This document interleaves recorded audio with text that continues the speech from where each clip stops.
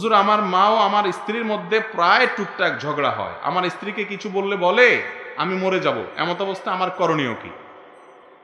ভাই, এটা একটা জটিল কাজ। মা এবং স্ত্রী দুইজনের সামলাইতে হয়। স্বামীর, ছেলেদের অনেক কষ্ট আসলে এই জায়গাটাতে।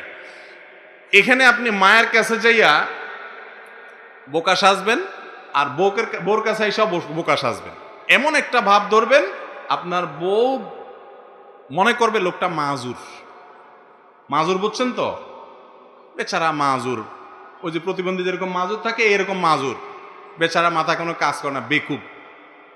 যাই বলি সে সরি বলে। বোর কাছে নরম থাকবেন, নরম থেকে বলবেন, দেখো মা কি সারাজন বেঁচে থাকবো? যাই হোক, হ্যাঁ বুঝতে পারছি আমি কি করতাম আসলে, উফ উস, এইসব কাহিনী করবেন।